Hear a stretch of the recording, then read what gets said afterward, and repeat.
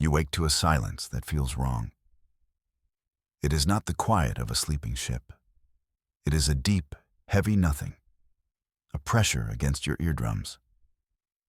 You push yourself out of the cryopod. The air is cold, sterile, and still. Every system on your small vessel seems to be offline. Only the emergency lights flicker, casting long shadows. You drift in zero gravity toward the main view screen. Your heart hammers in your chest. The journey was supposed to last a century. A simple skip to a new colony. You were a passenger, not a pilot. Just another soul looking for a fresh start. You remember the countdown, the gentle hum of the engine. Then, this.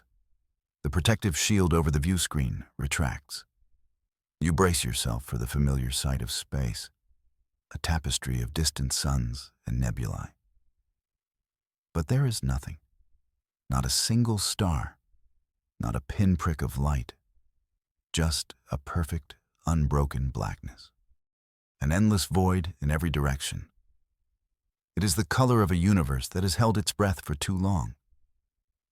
Your ship's name is the Starglider, a hopeful name for a vessel that now sees no stars. It feels like a cruel joke.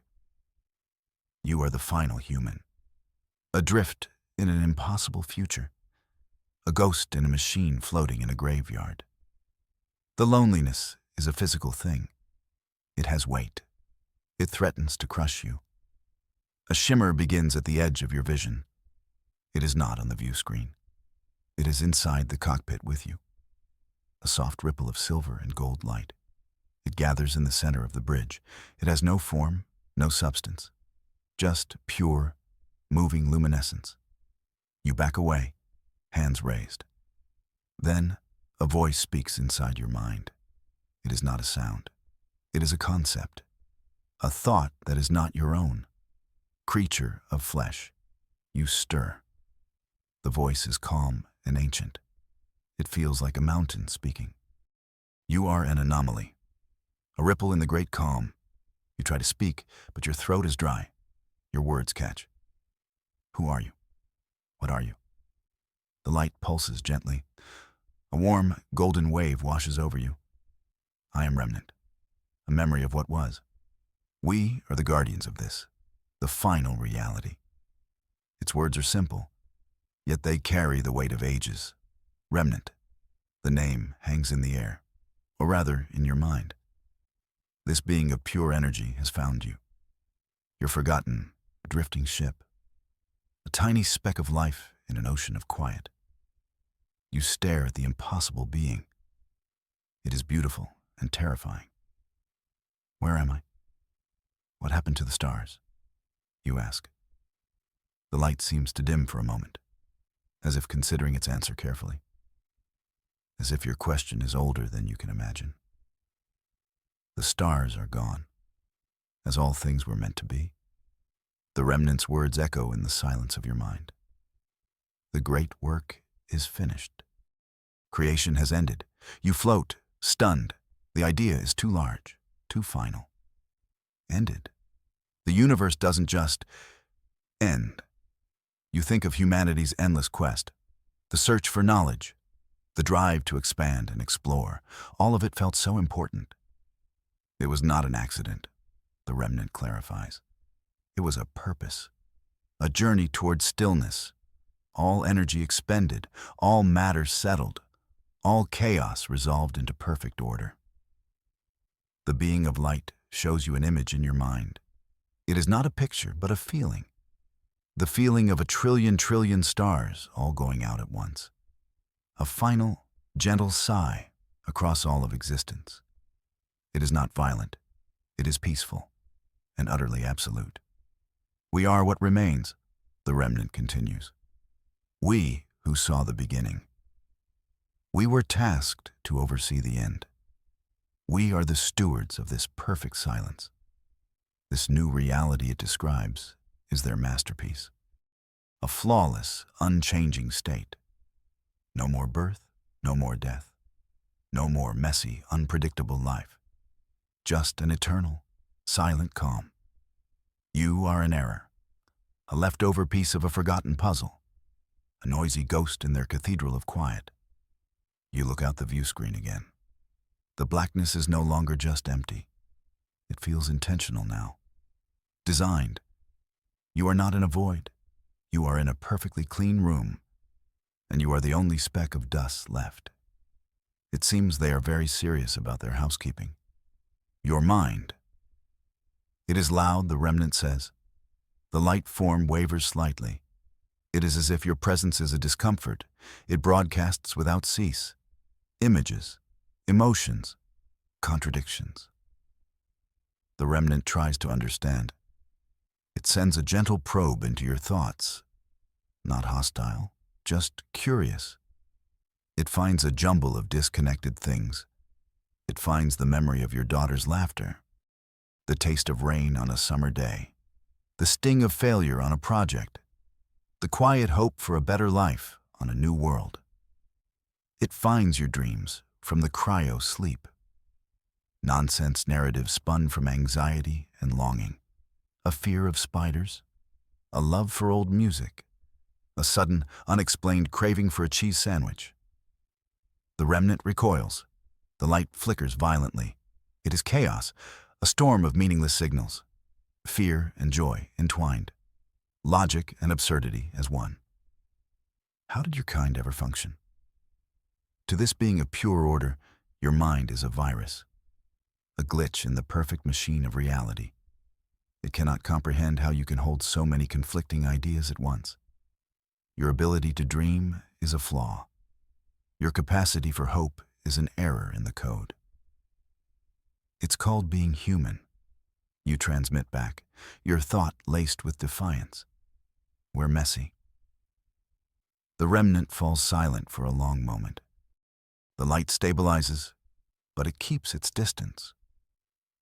It is studying you now, not as a lost traveler, but as a problem that needs to be solved, a cosmic loose end that needs to be tied. Your existence requires judgment, the remnant finally declares. You must be presented to the Council of Elder Ones. Before you can process this, the world dissolves. The cockpit of the Starglider vanishes. The sense of your own body disappears. You are no longer matter.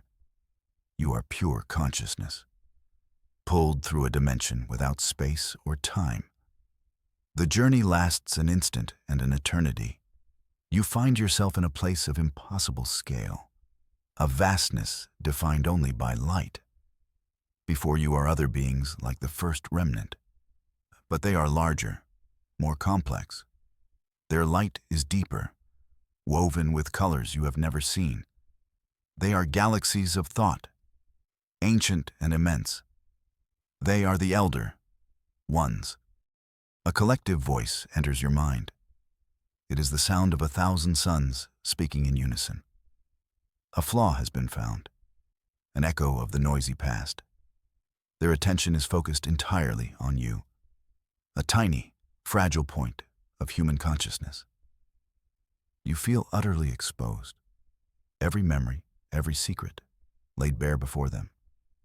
They sift through your life, your hopes, your fears, your petty grievances, and your grandest loves. This creature dreams. It imagines futures that are not real. It feels loss for pasts that are gone.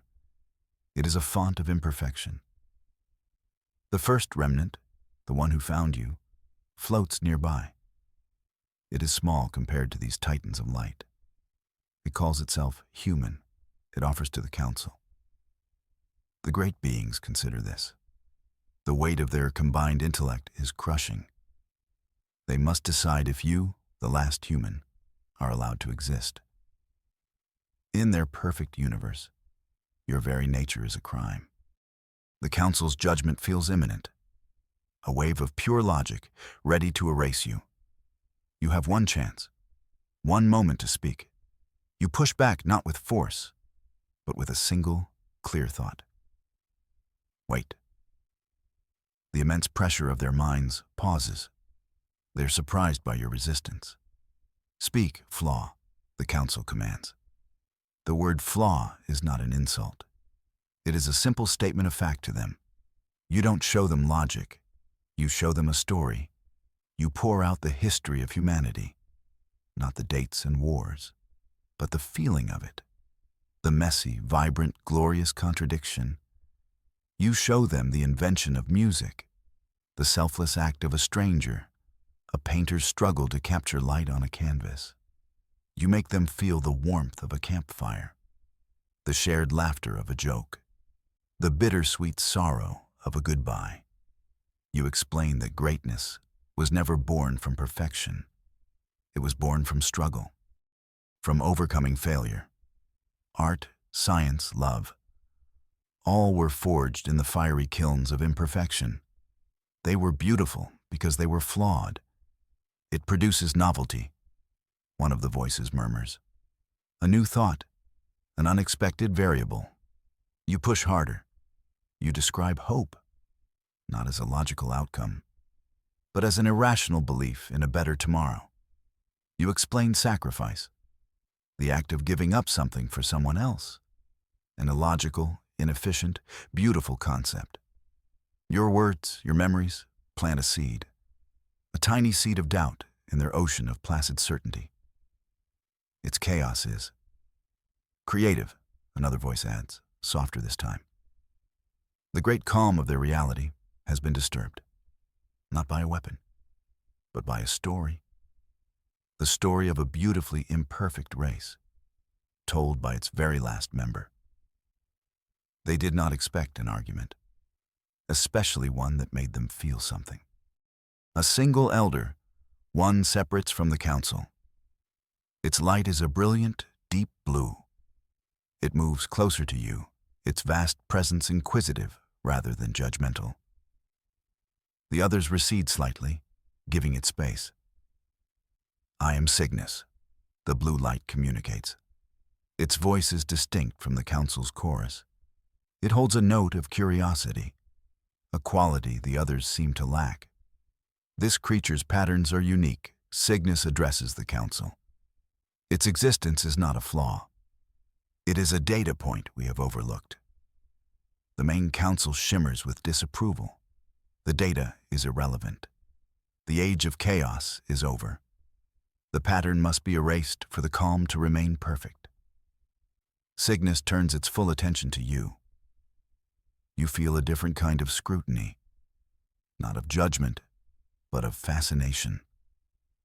It explores your memory of building a sandcastle, the simple joy of creation, destined for destruction by the tide. It builds things it knows will not last, Cygnus observes. Yet it finds value in the act. This is not logical. It is something else.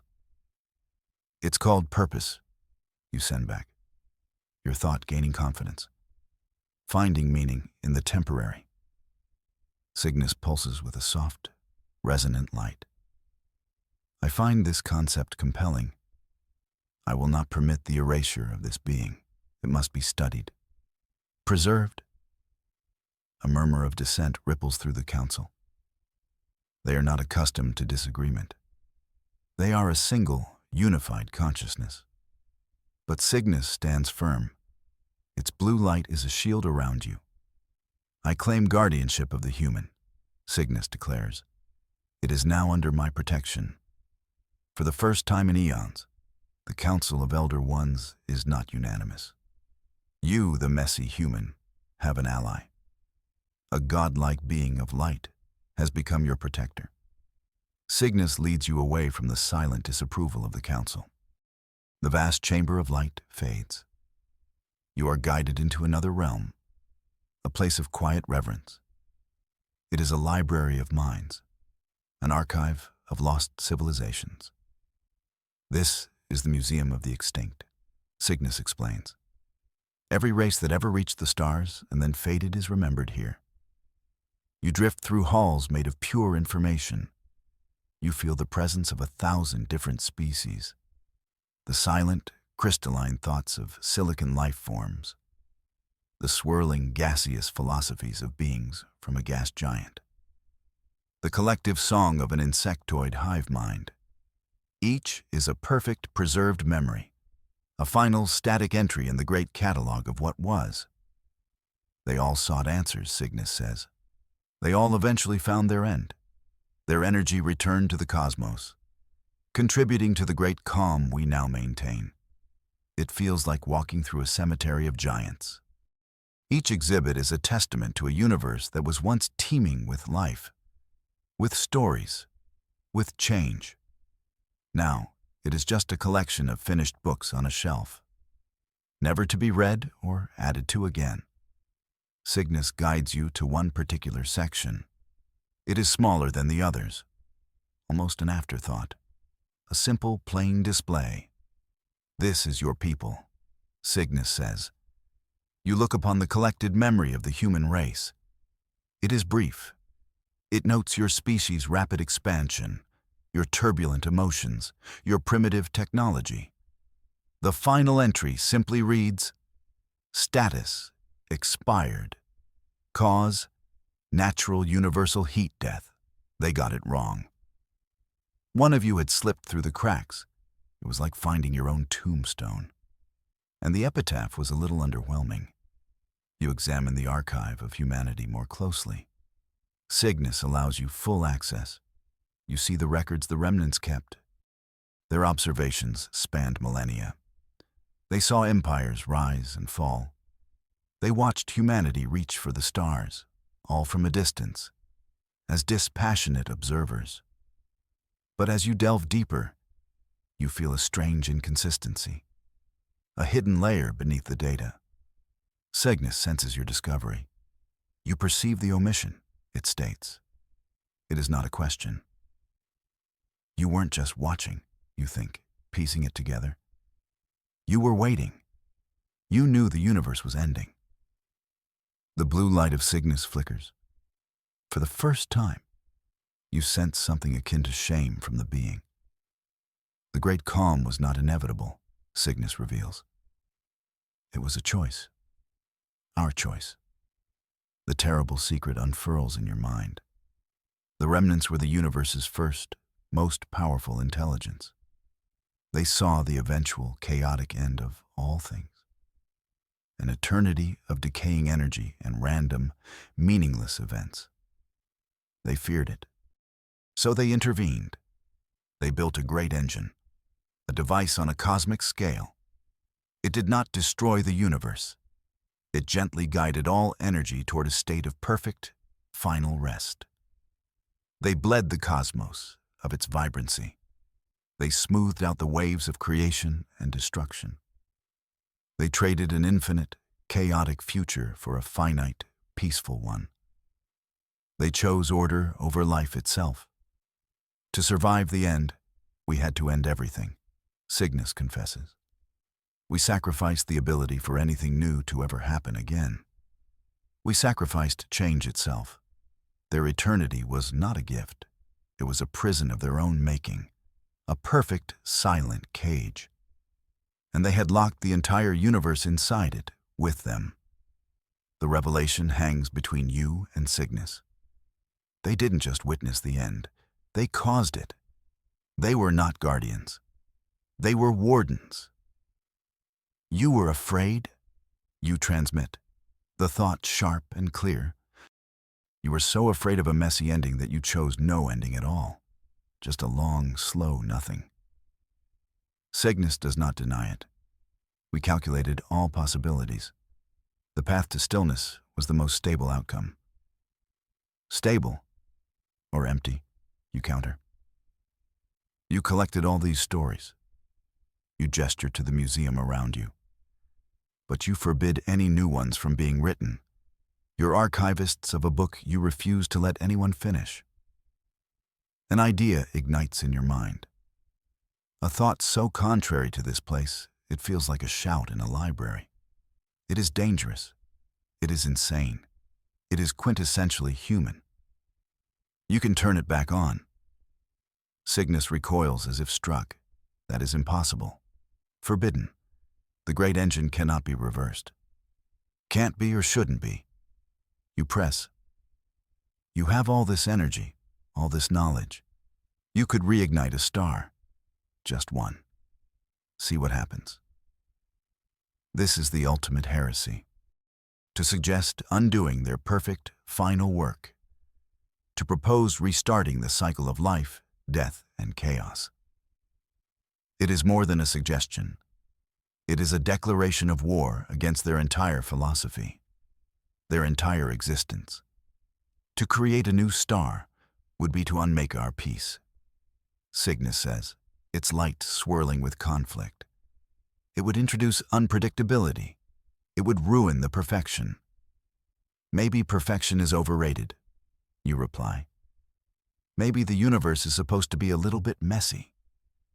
The seed of doubt you planted in the council has just sprouted. And it is a rebellion. Your heretical idea spreads from Cygnus to the rest of the Elder Ones, a shockwave of pure information. The great calm is shattered by the concept of its own undoing. The reaction is instantaneous and absolute. The council reappears around you and Cygnus. Their light is no longer calm and contemplative. It is a burning, wrathful white. The flaw has become a contagion. The collective voice booms. It is no longer addressing you. It is speaking to Cygnus. You have been corrupted by its chaotic patterns. This idea of a new beginning is a path to the very chaos we ended. It must be purged. The vast chamber of thought begins to constrict. The council is focusing its immense will. Their target is you. They intend to erase you from existence. Not just to kill you, but to retroactively remove you. To make it so you never were. Cygnus moves to shield you. Its blue light flares, pushing back against the encroaching white. The human's idea has merit. We have been stagnant for eons. We have only observed. We have not lived. To live is to risk. The council thunders back. We eliminated risk. We will not allow this single, broken echo of the past to threaten our eternity. The pressure is immense. You feel your consciousness starting to fray at the edges, your memories blurring. The sheer, focused logic of the council is a weapon that unravels reality. They are fighting to protect their silence, and they will unmake a piece of history to do it. Your mind is the key. Cygnus projects to you, straining against the council's assault. Their logic is perfect. It cannot be defeated by another logic. But it is not prepared for illogic. The council operates on pure, predictable reason. They analyze threats. They calculate responses. They execute solutions. They cannot handle a variable that makes no sense. Focus your thoughts, Cygnus urges. Do not fight them with reason. Fight them with what they can't comprehend. Weaponize your humanity. You close your mind's eye.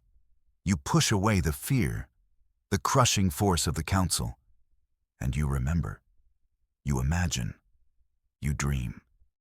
You don't throw facts at them. You throw feelings. You broadcast the irrational terror of a nightmare. The nonsensical plot of a dream you had last Tuesday. You make them experience the feeling of a song stuck in their head. You project the concept of a pun, a play on words that breaks the rules of language for a moment of humor. The council's assault falters. They try to analyze the input. Warning: data is paradoxical. Meaning is self-contradictory. You push harder. You give them the fierce, illogical love of a parent for a child. The stubborn refusal to give up, even when all hope is lost. You make them feel the joy of a surprise party. The sudden, unexpected delight of something unplanned. Your unpredictability is your weapon. Your chaotic, messy human mind is a shield they cannot penetrate and a sword they cannot block. The council's unified light flickers, disrupted by the storm of your imagination. They are beings of pure order, and you have just hit them with a tidal wave of beautiful, glorious nonsense. You press your attack, but you change tactics. You stop throwing random chaos at them.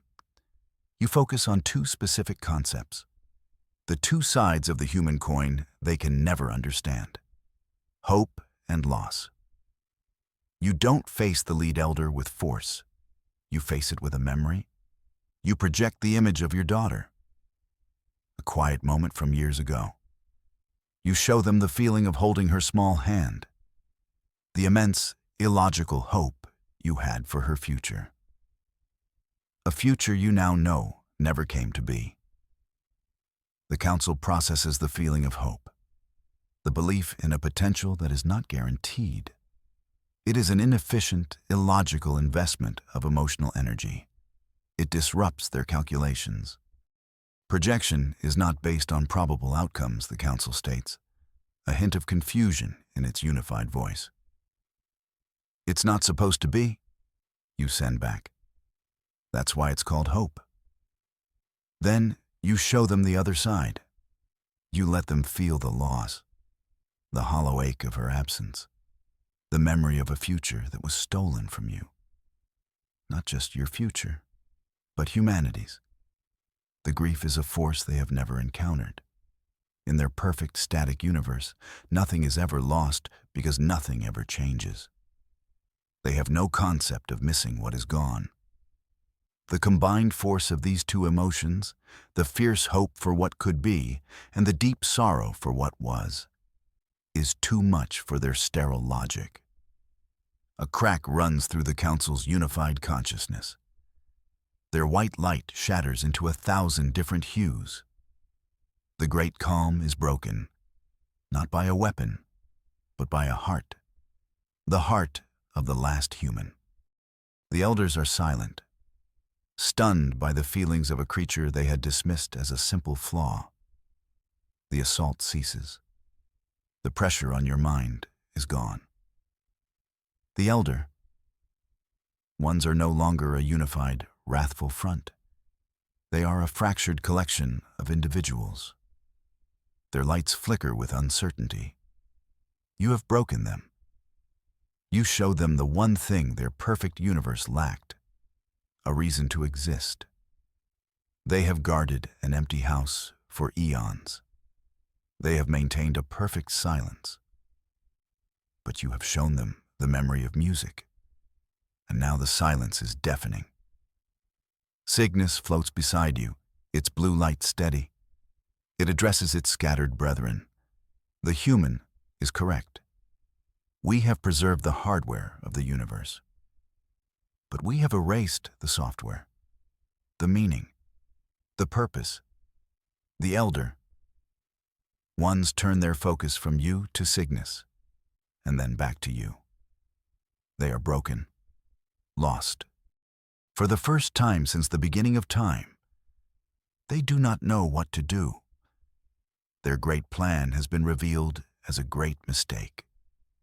An eternity of boredom stretching before them. So they do the most unexpected thing of all. The beings who shaped the end of reality. The titans of logic who sacrificed a universe for the sake of order. They ask you. You who holds the memory of change, the fragmented council projects. Its voice is no longer a boom. It is a question, a plea. You, the last human. You must choose our fate. Should we remain in this perfect, empty peace? Or should we risk the chaos of a new beginning? They are asking you. The flaw, the anomaly, the messy, unpredictable human, to decide the future of everything. It's quite a promotion from Cosmic Dust Bunny. The weight of their question settles upon you. The choice for an entire universe. You could choose their peace. A quiet, eternal rest. No more pain. No more loss. No more struggle. It is a tempting offer. An end to all striving. But you think of the stories in their museum. The silent, finished tales of 1,000 races. You think of the vibrant, messy, beautiful chaos of humanity. The art born from pain. The discoveries born from curiosity. The love born from illogical hope. A perfect end is not worth an eternity without stories. You look at the expectant elder ones. You look at Cygnus, your unlikely friend. You make your choice, not with arrogance, but with the simple, stubborn hope that defines your species. Let there be new stories, you project. Your thought is firm, clear. Let there be change. Let there be life, even if it's messy, even if it ends. The journey is the purpose, not the destination. A wave of understanding, of acceptance, washes through the fractured minds of the elders. They see the truth in your choice, the beauty in imperfection that they had forgotten. Cygnus turns to you, its light a brilliant, joyful blue. Then let us begin. Together, the combined will of the elder, ones now guided by a new purpose, reaches out. They focus their immense energy not on maintaining stillness, but on undoing it. They find the great engine at the heart of their ordered reality. And with a single, unified thought, they reverse its function. In the endless, perfect blackness outside the Starglider's view screen, a single point of light ignites. It is brilliant, fierce, unpredictable. It is chaotic and beautiful. For the first time in an age beyond counting, a star is born. And you, the last human, are there to witness the dawn of a new universe. A universe you chose to bring back to life. A universe that will once again be filled with light.